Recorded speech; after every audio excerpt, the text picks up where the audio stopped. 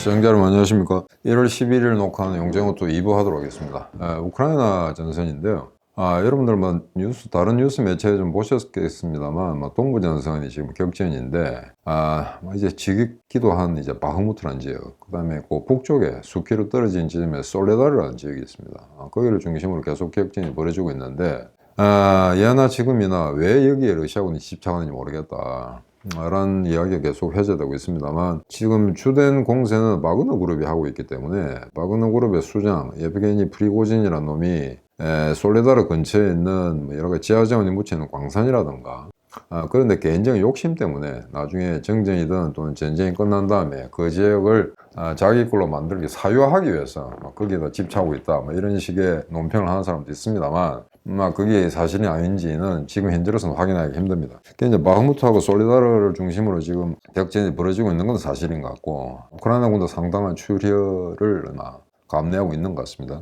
근데 이제 최근에 이제 1월 그냥 중순으로 접어들었기 때문에 라스푸티차가 완전히 끝나고 동토가 되어 가고 있다, 땅이 열고 있다라는 보도가 떠오면서 영하 10도가 됐다라고 하는데, 이게 꼭 그런 것 같지는 않습니다. 그러니까 우크라이나가 전부 영하권이냐, 그게 아니고, 제가 다른 뉴스를 하나 뽑아봤는데 어떤 지역은 일일 11도에서 16도까지, 그러니까 햇빛이 쬐이는 오후 2시경 되면은 16도까지 올라가고 그늘이라 하더라도 11도밖에 안 된다. 영상입니다. 그래서 이게 너무 따뜻하다. 그래서 굉장히 혹한의 어떤 추위를 예상했던 우크라이나군으로서는 상당히 신에게 감사해야 되는, 그래서 하느님이 러시아 편이 아니다라는 것 같다, 이런 기후변화, 이런 이상 기온 가지고 이제 설명한 사람도 있습니다. 그런데 제가 지금 자료 화면을 보여드리지는 못하겠습니다만, 어떻게 인터넷을 돌리다 봤는데 지금 현재 이 시점 2023년 1월에 이제 기상도를 보니까 이상하게 러시아만 혹한입니다. 정확하게 러시아만 혹한이고 서구하고 동구, 구동구권이죠. 여기는 예년 기온 같지가 않다는 겁니다. 심지어 스페인 같은 데는 18도, 20도까지 올라가고요. 그런 이상 기온이고, 그러다 보니까 그나마 전력 부족으로 지금 우크라이나의 민간인들이 굉장히 고생을 하고 있다라고 하는데, 이 정도로 겨울이 따뜻하다면 견딜만 하지 않느냐. 물론 괴롭죠. 물론 이제 시설들이 다 폭파되고 전기도 안 들어오고 물도 안 들어가는 그런 상황이 있기 때문에 고통스럽기는 매한가지입니다만, 그럼에도 불구하고 전선에서 고생하는 보병들로서는 괜찮지 않겠느냐, 그런 식의 지금 해석을 내리고 있습니다. 그래서 심지어 사진을 보니까 지금 1월인데 우크라이나에 벚꽃이 피는 지역도 있다고 합니다. 굉장히 이건 좀 희한한 그런 이제 이상 징후죠. 그래서 이렇게 되면은 좀 이상하지 않냐. 왜? 대개 1월, 2월은 이제 땅이 얼다가 3월 중순 때부터 또 땅이 이제 라스푸티차, 땅이 이제 비가 쭉쭉 내려가가지고 땅이 이제 무르게 되는데, 이렇게 되면 그러면은, 지금 흔히 하는 전문가들, 군사 전문가들 하는 이야기가 2월이나 3월에 양쪽에 대공세가 있지 않겠는가. 근데 3월 되면은 지금까지 자연적인 조건으로 봐서는 그때 또 땅이 물러진다는 이야기입니다. 또 진흙창으로 변한다는 이야기거든요. 그러면은 기동전을 할 수 있는 장갑 궤도나 장갑 차량을 굴려서 재빠르게 신속 기동할 수 있는 그런 본격적인 기갑전은 언제 열린단 말이냐. 이런 데 대해서 지금 조금 의문부호가 찍히고 있습니다. 그래서 이게 날씨가 참 좀 이상한데, 그럼 지금 현재도 1월 중순도 지금 제대로 기동전을 할 수 없는 상황이라면 그냥 언제 할 것인가, 이런 문제가 지금 상당히 좀 논란이 되고 있는 그런 상황입니다. 그래서 대부분이 이제 올해 3월에 아마 본격적인 전투가 개시되지 않을까라고 하는데, 그것도 좀 믿기 힘들거든요. 왜냐하면 3월에 지금 이제 그 라스푸티차가 아직까지 완전히 끝나지 않았다고 해서, 여전히 너무 이제 기온이 높다고 해서 그러면 3월까지 딱 스톱하고 3월부터는 예년 기온을 되찾을 것인가, 이것도 지금 알 수가 없는 그런 상황이죠. 그래서 지금 이상하게 더운, 지금 전선에서 16도라면은 이건 전투를 가도 열심히 하다 보면 몸에 땀이 날 정도의 그런 기온이거든요. 그래서 이제 이상한 기온이 계속되고 있다. 근데 또 일부 지역에는 또 마이너스 10도, 마이너스 15도까지 또 떨어진 모양입니다. 그래서 이게 종잡을 수 없는 그런 상황인데, 최근에 푸틴이 좀 희한한 짓거리를 했죠. 36시간 동안 정전하자, 일방적으로. 우리도 이제 정전할 테니 너희도 싸우지 마라, 이야기했는데 우크라이나가 들을 리가 없죠. 그런데 아니나 다를까 36시간 동안 전혀 전투가 중단된 바는 없고, 특히 바그너 그룹 같은 경우에는 일부러 엿먹을 하는 건지 아니면은 푸틴의 정규군 체계하고 달라서 그런지 일단 자신들이 담당하고 있던 바흐무트 지역이라든가 여기에 대해서는 계속해서 공세를 퍼부었습니다. 특히 헤르손 지역 같은 경우에는 무려 36번인가 39차례 미사일, 그 다음에 드론 공격이 있었다. 이런 보도가 뜨고 있거든요. 그래서 결국 이 새끼들 또 거짓말 쳤다. 공산주의 소련 때하고 똑같다, 얘들 하는 짓거리가. 그래서 실제 푸틴이 이런 이야기 했을 때, 뭐, 바이든 대통령도 피식 웃었습니다만, 이게 정말로 정전이 될 거라고 생각하진 않았죠. 대부분 사람들이. 그 정도로 거짓말을 많이 하는 거니까. 뭐 신뢰도가 바닥에 난 그런 상태니까. 근데 36시간 왜 그렇게 이야기하느냐. 이게 여러분들 아시는 거 모르겠는데, 우리가 이제 러시아 10월 혁명이라고 이야기하지 않습니까? 근데 원래 이제 11월입니다. 달력을 달렸습니다. 러시아 같은 경우에. 우리가 음력을 썼듯이. 그냥 로마에 이제 우리가 지금 현재 서구 사회가 쓰고 있는 거는 그레고리 역이라는 건데 걔들은 율리우스 역을 쓰고 있거든요. 그럼 조금 늦습니다. 그러니까 12월 25일 날이 크리스마스 날인데 그걸 1월 6일쯤 이렇게 그 시차가 있기 때문에 뭐 러시아 율리우스 역을 하면은 뭐 러시아 정교회죠. 그쪽으로 하면 1월 6일부터 아마 시작되는 모양인데 야간 크리스마스 때 조금 전투를 하지 말자 이랬던 것 같습니다. 그런데 그 이전에 우크라이나도 이제 뭐 가톨릭이 있습니다만 뭐 크게 봐서는 이제 우크라이나 정교라는 게 있죠. 우리가 봤을 때는 러시아 정교회하고 뭐가 다르냐 좀 잘 모르겠는데 일단 러시아 정교회하고 또 다르다고 합니다. 그래서 아마 3개 그룹 정도 정교회라고 이름 붙은 것 중에 3개 정도의 어떤 교회가 우크라이나에 존재하는데 이게 율리우스 역을 쓰는 러시아가 싫으니까 서구처럼 우리도 12월 25일 날 성탄절로 하자 그래가지고 일부 아마 지자체라든가 기관에서는 그렇게 밀어붙였던 모양입니다. 그런데 러시아가 싫고 좋고를 떠나서 지금까지 늘 음력설 세다가 갑자기 이제 박 대통령이 양력설 세라 그래서 구정에 뭐 근무 계속한다 뭐 이런 식으로 했을 때 굉장히 반발이 있었거든요. 그거와 마찬가지로 우크라이나에서도 12월 25일을 서구가 쓰는 성탄절 날 그대로 지킨 사람은 별로 없었던 것 같습니다. 그래서 아마 그런 이유 때문에 뭐 조금 늦게나마 러시아에서 푸틴이 그런 걸 이제 제청을 했는데 결국 이쪽 사기죠. 그것도 결국 다음 공세를 위해서 조금 더 남은 36시간이라도 시간을 벌어보자 라고 하면 그렇게 생각했던 것 같습니다. 근데 여기서 이제 하나 문제는 만약에 정말로 러시아가 36시간 동안 전투를 안 했다면 어떻게 했을까? 이것도 좀 문제가 될 것 같습니다. 그래서 만약에 거기에 물론 일방적으로 걔들이 정전했기 때문에 우크라이나군이 따를 이유는 없습니다. 합의를 본 게 아니기 때문에. 근데 만약에 러시아가 계속해서 맹타를 가하고 공격을 했다. 그래서 또 러시아가 반박声明을 낸다. 그러면 또 이제 프랑스라든가 터키라든가 요런 이제 좁쌀 같은 놈들은 뭐 러시아가 이제 정전을 했는데 우크라이나 너희는 왜 전투를 계속하냐 요렇게 또 트집을 잡을 가능성이 있거든요. 그리고 만약에 우크라이나가 그래 36시간 동안 하지 말자라고 전투를 중단했다고 합시다. 자 그러면은 아마 그때를 틈타가지고 요 야비한 서구 국가들이 야 이참에 정전했으니까 차라리 이 상태대로 계속 휴전을 하는 게 어떻니 라는 꼼수를 쓸지도 몰랐습니다. 그렇기 때문에 차라리 이거는 러시아가 그 약속을 안 지키고 계속 전투를 한 거 오히려 다행스럽다라고 저는 개인적으로 생각하고 있습니다. 이래도 트집 저래도 트집이거든요.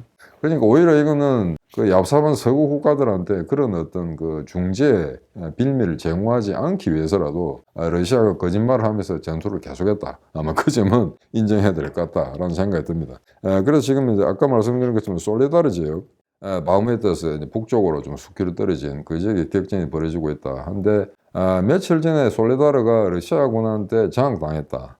그러다가 다시 일부를 우크라이나군이 탈환했다. 이런 뉴스가 떴는데 이거는 사실이 아닌 것 같습니다. 솔레다르가 아무리 작은 마을이라고는 하나 만약 그가 러시아군이 장악했다면 러시아 방송 매체나 군 당국이 대대적으로 선전했을 겁니다. 근데 그런 보도가 전혀 뜨지 않았습니다. 그래서 좀 이렇게 다층적으로 심층적으로 조사를 해봤더니 지금 현재 솔레다르가 절반 정도 러시아군이 장악했다가 약간 이제 패퇴한 것 같습니다. 그래서 마을의 남동쪽, 그러니까 동쪽하고 남동쪽 구역만 지금 제압하는 그런 상태. 그리고 시의 한 7, 80%는 아무리 보수적으로 잡아도 절반 이상은 우크라이나군이 통제를 하고 있다라고 보는 게 좋은 것 같고, 그 솔레다리의 남동쪽에 뭐가 있냐면 이제 암림 광산이 있습니다. 소금 광산이죠.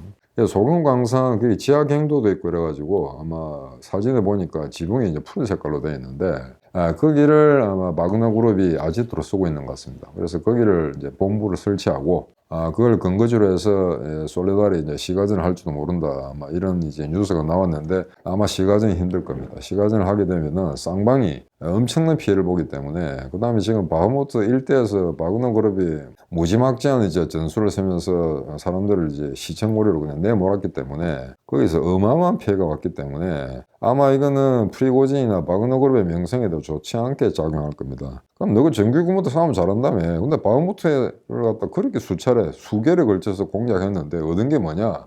정규군이 이렇게 물을 수 있겠죠. 그렇게 되면 굉장히 입지가 이제 난처한 그런 상황인데, 그래서 그런지 최근에 에프게니 프리고진이 바그너그룹 사령부를 직접 야전 사령부를 직접 방문해서 뭐 병사들을 격려하는 막 그런 사진까지 나왔는데, 문제는 그 양반이 지나가는 그 경도 쪽에 뭐 바그너그룹, 그러니까 러시아군 시체들이 진료하게 널려 있었다. 이게 동영상이 잡혔었거든요. 그런 거로 봐서는 바흐무트에서 물론 우크라이나군도 고생하고 있습니다만 바그너그룹을 비롯한 러시아군이 엄청난 인명피해가 발생하고 있다. 아마 그런 것 같습니다. 그래서 지금 이거는 일단 솔레다르가 격진지긴 한데, 또 일부 한국 유튜브에서는 1월 중순에, 그러니까 2월이나 3월로 예상했던 대공세 러시아군이 먼저 쳤다. 러시아군이 먼저 지금 주도권을 회복하기 위해서 대공세를 갖다 펼쳤다라고 현재 완료형으로 이제 표제를 당한 그런 유튜브 영상들을 내보내고 있는데, 그거는 아닌 것 같습니다. 물론 바흐무트하고 솔레다르 이쪽에서 격전이 벌어지고 있고, 그 다음에 러시아군이 예비군을 증강한 건 사실인데, 그게 본격적으로 전차 여단, 기교 여단을 갖다가 선두에 내세워서 작심하고 시도한 그런 작전술적 공세, 오퍼레이셔널 오펜시브라고 이야기합니다. 그건 아닌 것 같다. 다음에 국면적으로 약간 이제 기존의 어떤 병력보다는 좀 더 많은 전력을 확보해서 솔레다르와 바흐무트 지역을 치고 있다는 건 사실이나, 그건 어디까지나 대공세라고 이야기하기는 아직까지 힘든 상황 같습니다. 그래서 아마 그게 아마 독자들을 갖다 끌기 위해서, 조회수 올리기 위해서 좀 이제 과장된 표제들을 다는데, 지금 물론 제가 틀릴 수도 있습니다. 국내 일부 언론 매체들이라든가 유튜브에서 그런 이야기를 하기 때문에 1월 중순에 러시아군의 대공세가 시작됐다 라고 하기 때문에 제가 미국 측에 좀 조사를 해봤는데, 그런 것 같지는 않습니다. 제가 알고 있는 미국 전문가들 같은 경우에는 아직 그런 기미는 보이지 않는다. 만약에 대공세로 간다면은 대공세를 하기 이전에 준비 작업이 굉장히 걸립니다.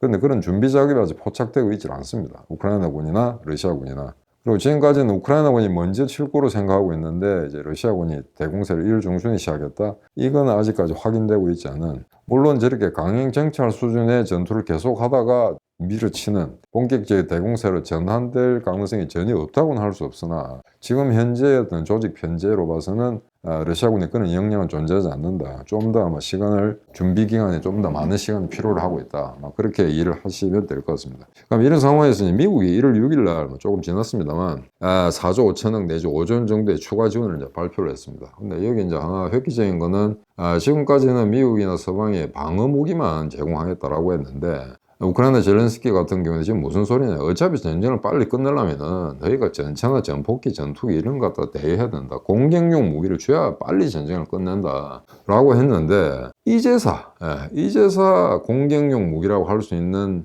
그런 무기 체계를 좀 풀기 시작했습니다.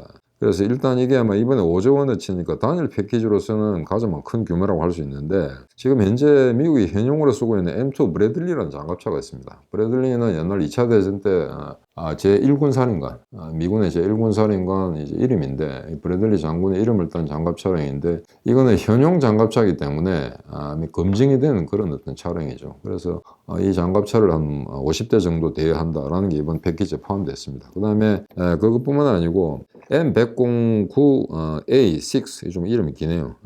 팔라딘 자주포라는 게 있는데, 이것도 한번 대여하겠다. 근데 팔라딘 자주포는 미제이긴 한데 노르웨이라든가 그다음에 발틱 상국에도 수출을 했었거든요. 그래서 팔라딘 자주포는 그 이웃 나라들이 이미 우크라이나 일부 대여를 하고 있습니다. 그래서 이게 뭐 초도 물량은 아닌데, 아마 미국으로부터 직접 팔라딘 자주포가 지원되는 거는 이번 패키지가 처음이 아닌가 아마 그렇게 예상되고 있고, 그 다음에 M113 장갑 병원 수송 차량이라는 게 있습니다. 이게 뭐 장갑차 일종이죠. 장갑차 일종인데 전투보다는 일단 보병들을 갖다가 이제 목표로 하는 현장에 전장에 실어 나르는 그런 운송 차량들을 이야기합니다. 그래서 이제 혹자는 이렇게 생각할지도 모르겠습니다. 어차피 전쟁에서 전차들이 날 때는데, 전차하고 1대1로 해가지고 장갑 차량이 상대할 수 없는데 왜 장갑 차량이 필요하냐.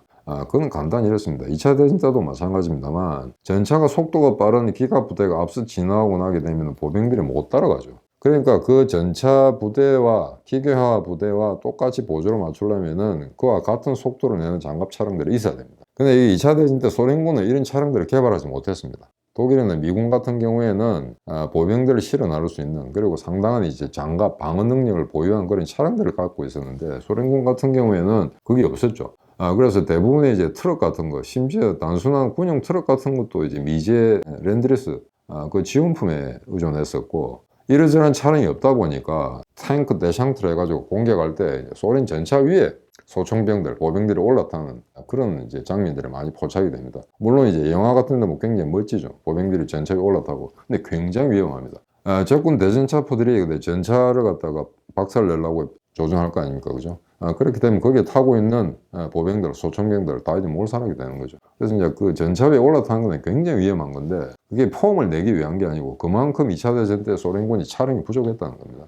그 나중에 군용 차량만 미국이 50만 대를 대여를 하죠. 그러면서 상당히 이제 보병들의 기동력이 좀 향상됐다라는 이제 그런 역사적 기록이 있습니다. 그래서 이번에 M113 장갑 병력 수송 차량, 이것도 한 100대 정도가 지원되는 걸로 그렇게 지금 보도가 뜨고 있는데, 이거는 뭐 거의 준공격용 무기이기 때문에 이런 장갑 차량을 계속 주다 보면 이제 드디어 전차도 주게 되지 않을까. 이건 뭐 시간 문제라고 보고 있습니다. 근데 미국이 이렇게 적극적으로 지원하다 보니까 아마 독일, 프랑스 같은 경우에도 지금 같이 지원을 하고 있습니다. 독일은 마르드 장갑차라는 걸 갖다가 지금 지원하게 됐는데, 이게 2차 대전 때도 마르드라는 게 있었습니다.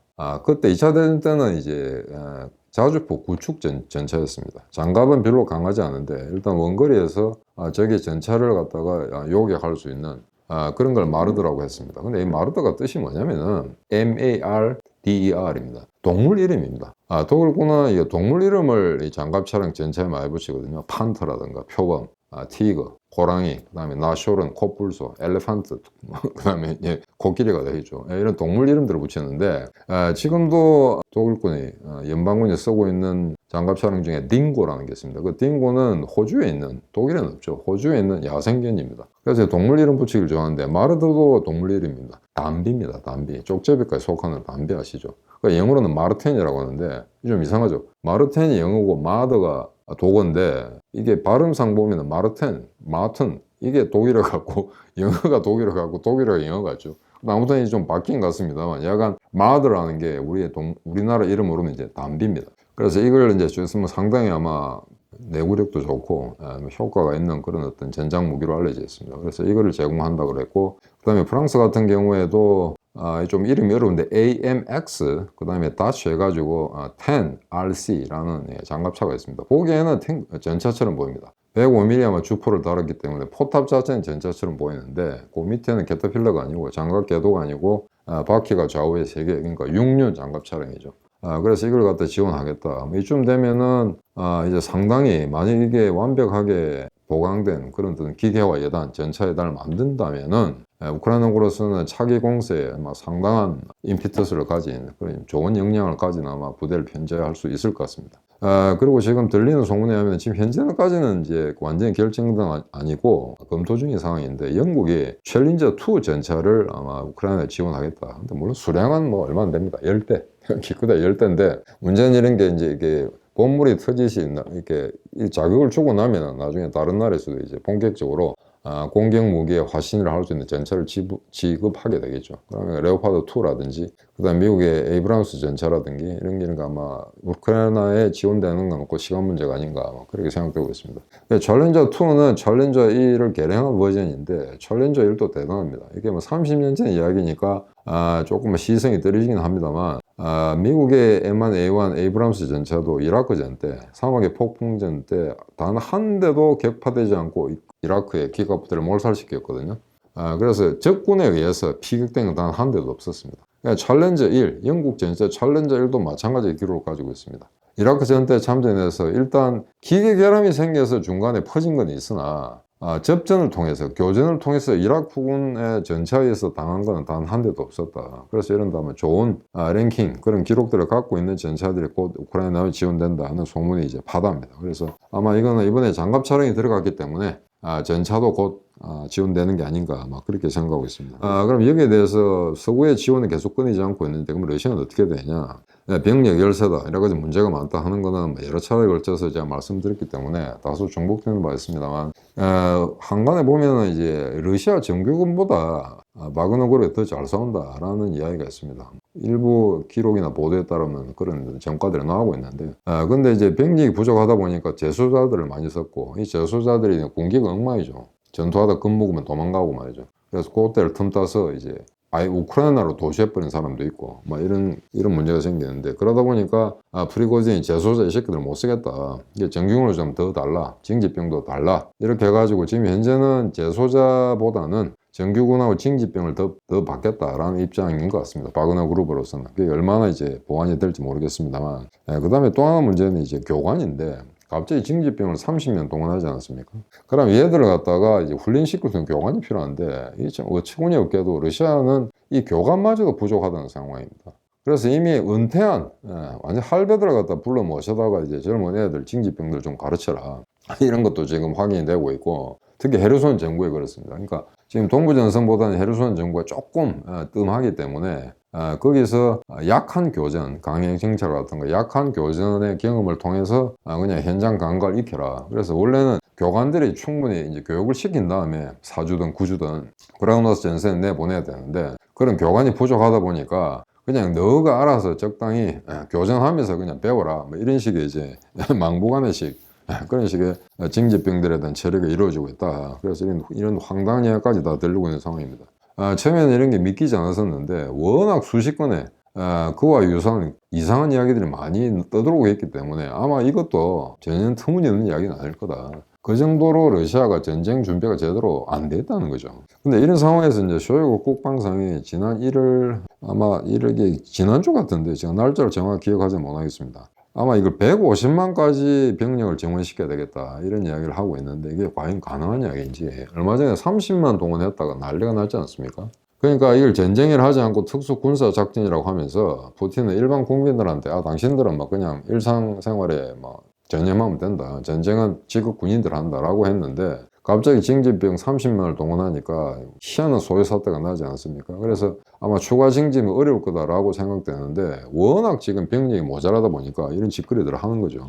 근데 실제 이 작년 2월 24일 날 우크라이나 침공이 있기 전에 90만이었습니다. 러시아군 전 병력이 100만이 되지 않았습니다. 근데 최근에 30만을 더 했기 때문에 이게 아마 120만 정도가 되지 않을까, 그렇게 생각되는데, 그게 30만 다 동원된지 안 되는지도 아직 이제 정확한 통계가 없거든요. 그래서 아마 그렇게 한다 하더라도 110만 정도가 되지 않을까, 아마 이렇게 지금 추산을 하고 있는데, 그럼에도 불구하고 지금 러시아라는 게 한국 정도의 GDP 규모밖에 되지 않기 때문에 이렇게 의욕적으로 지금 110만, 120만도 허덕이는데, 만약에 150만으로 증원했다고 합시다. 그러면 예산이 얼마 드느냐? 100조가 들어갑니다.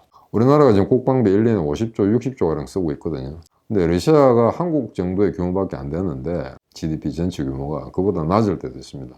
그런데 만약에 병력을 150만을 유지하려고 그러면 연간 예산이 100조가 들어간다는 이야기거든요. 이게 과연 러시아가 감당할 수 있을까? 일본 같은 경우에도 GDP 2%를 올려야 되니까 아마 100조 정도 예산이 든다고 하는데, 일본은 물론 힘들겠습니다만 러시아보다는 충분히 자금 조달 능력이 있죠. 예.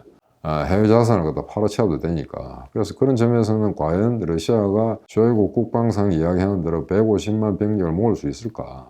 그런 데에서는 아직까지 확실한 통계가 나오고 있지 않기 때문에 좀 더 두고 봐야 될 것 같습니다. 그래서 이제 이런 차원에서 올해 2023년 우크라이나가 어떤 식으로 공세를 갈 것인가, 대개 2월 3월로 점치고 있는데, 최근에 좀 흥미로운 뉴스가 나왔습니다. 우크라이나의 안전보장 방위 평의회의라는 게 있습니다. 이름이 좀 긴데요. 이 동구권 나라들이 평의회 이런 거 되게 좋아합니다. 이것도 이제 사회주의 국가 시절에 따르던 이름이 있는데, 근데 이게 제가 아직 스타디가 제대로 안 돼가지고 이게 국방부와 우크라이나 국방부와 조율된 내용을 이야기하는 건지, 아니면은 국방부의 소위 말해서 이제 슈퍼바이징 기관으로서 일일한 전략 계획을 세워서 이렇게 추진하라라고 압박을 가는 것인지 어느 게인지는 잘 모르겠습니다. 그건 나중에 제가 다시 확인해가지고 여러분들한테 보고 드리기로 하고, 일단은 이제 4단계, 올해 2023년에 우크라이나 공세를 4단계로 나누는데, 1단계는 일단 2월까지는 계속해서 게릴라전 정도. 걔들이 게릴라전이라 말을 썼는데, 이거는 이제 본격적인 공세를 하지 않겠다라는 뜻을 의미합니다. 그래서 그 다음에 이제 6월부터, 3월이 아니고 6월입니다. 6월부터는 방어와 방공 작전을 하겠다. 그래서 이게 아마 기후 변화하고도 관계가 있는 것 같은데, 보통 1월, 2월에 전반적인 공세를 통해서 끝을 내고, 그 다음 3월부터 라스푸티치가 시작되고, 그게 이제 2달 정도 끝나고 나면 6월부터 본격적인 하계 시즌이 될 때, 그때 이제 기갑전을 할 수 있겠다라는 이제 평가가 내려지는데, 아마 그거에 대비해서 2단계를 갖다 방어와 방공, 여기 방공은 엔티 코뮤니즘이 아니고 반격을 가한다는 이야기입니다. 반격 공세를 취한다 이런 뜻이 되겠습니다. 그게 두 번째. 그 다음에 3단계는 이제 6월 이후가 되겠는데 정확한 월을 지적하진 않았습니다만 이제 공세 전쟁을 하겠다. 본격적인 오펜시브 전쟁을 하겠다는 거죠. 이게 작전이 아니고 전쟁이라 워라는 이름을 붙인 걸로 봐서는 하여튼 올해 안에 전쟁을 끝내겠다라는 의지가 반영된 것 같습니다. 그래서 공세 전쟁하고 난 다음에 네 번째 단계는 뭐냐? 정의와 보복의 전쟁. 그러니까 이거 끝장을 내겠다는 건데, 그러면서 이 평의회가 각 개별 4개 단계에서 주로 활약해야 될, 주로 동원돼야 할 무기 체계를 쭉 열거를 했습니다. 그래서 일일이 제가 말씀드리진 않겠습니다만 1단계 게릴라전에서는 자벨린이라든가 스팅어라든가 주로 이제 대전차 무기, 적의 이제 기동력에 대해서 이제 방어를 할 수 있는 그런 무기들을 주로 써야 된다는 문제. 그 다음에 두 번째 방어와 방공 이런 데서는 기존에 쓰고 있던 하이마스라든가 그 다음에 엑스칼리버 미사일, M777 유탄포, 하프 미사일 이런 것도 주로 이제 쓰겠다. 그 다음에 프랑스에서 케사르, 카이사르 그 자주포도 들여왔죠. 독일의 판츠 하우비츠 2000 이런 무기들. 그 다음에 3단계 이제 공세 전쟁에서는 아까 말씀드린 M2 브래들리 장갑차라든가 그 다음에 독일제 마르드 그 다음에 프랑스에서 도입하는 AMX 10RC 장갑 차량 이런 것들은 패트리어트 미사일 시스템도 마찬가지고요. 여기에 이제 가능하다면은 각국의 3세대 주력 전차 레오파드라든가 그 다음에 미국의 에이브람스 전차 이런 걸 갖다 도입해서 본격적으로 공세로 전이시키겠다 라는 의지를 표명했고, 그 다음에 이제 마지막 정의와 보복의 전쟁, 이게 뭐냐, 이거는 아마 우크라이나의 미사일과 드론 공격으로 이제 러시아를 갖다 완전히 격퇴하겠다는 건데, 이게 러시아 영내, 러시아 영토 내부의 침공까지를 갖다가 시사하는 게 아닌가, 이런 점 추측 보도들 뜨고 있습니다.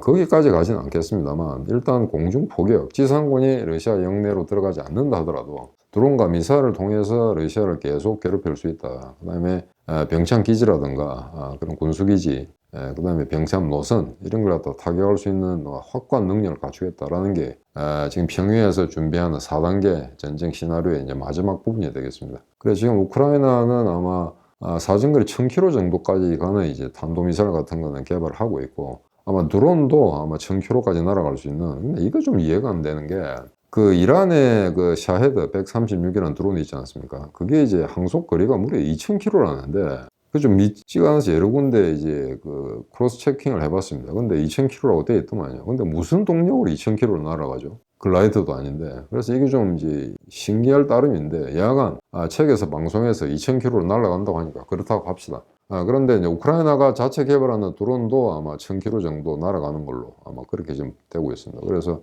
최근에 러시아가 우크라이나의 드론 공장 기지도 이제 폭파시켰다, 그런 이제 보도가 뜨고 있는데 사실과는 조금 다른 것 같고요. 그 다음에 지난번에 우크라이나가 주장하기로 마키이프카에서 약 700명의 사상자를 낸 공격이 있었다. 근데 그에 대한 보복으로 최근에 러시아군이 우크라이나군 기지를 갖다가 폭격을 해서 600명을 전사시켰다 하는데 그건 좀 아닌 것 같습니다.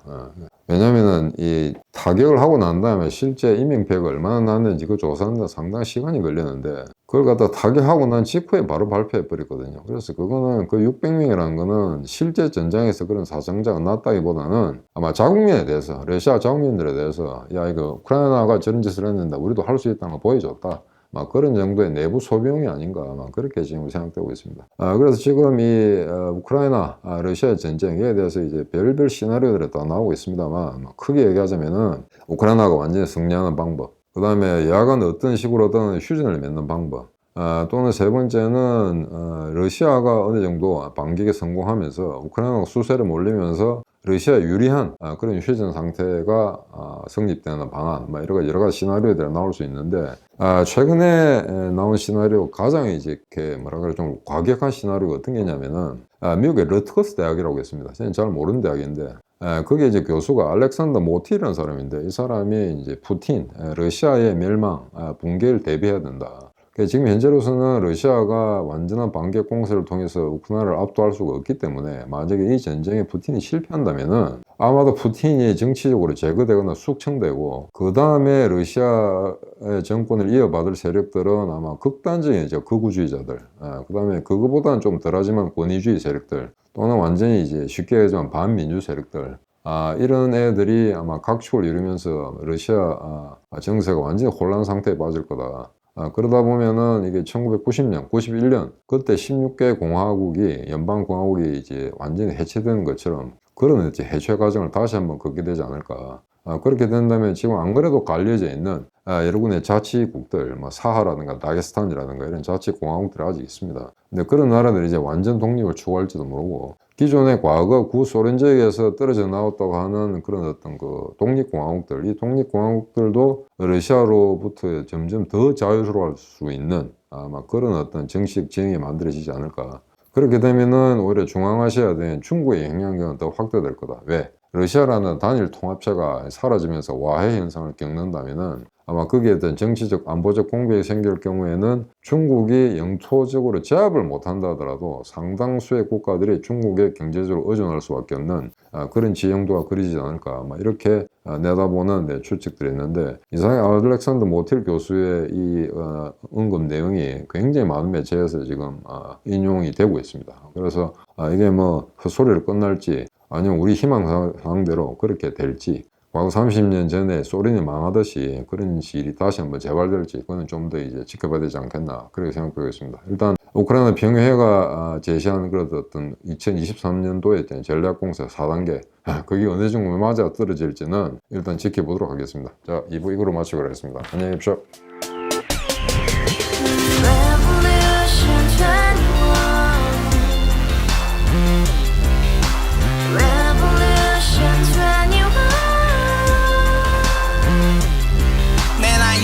월세 30 코인빚만 300 서울에 온지 벌써 10년 아둥바둥 버텼지만 여전히 난 반지 하에 제왕 곰팡이 연문제약 내비랑 깡통망통 완전히 폭망 90원 창문만큼 작아진 내 꿈 연애 결혼 내 집 모든 게 헛꿈 1년 전 떠난 여친 울며 말했지 같이 써봤자 평생 가본 게 꼭꼭꼬라지 가바후스 700 나도 소유주 가바후스 700 나의 소주 택시기사 우라부지 마트 캐셔 울어무니 우리 집안 다 털어봤자 후줄 그래 개선민 내미래 거기서 팍 끝난 거지 팍 더 이상 노력 따윈 괴물이 스펙 찾았어 말리 비오는 날 알바 잘려 맨날 학원 날 개쳐 발려 밤비 내리는 양화대교 홀로 걷고 있을 때 현수막에 아로 새겨진 평당 700짜리 아파트 다같이 소리 질러 혁명 21 가바후스 700 나도 소유주 가바후스 700 나의 소주 Together in the house, brand new day, and your dream had just begun. Yeah.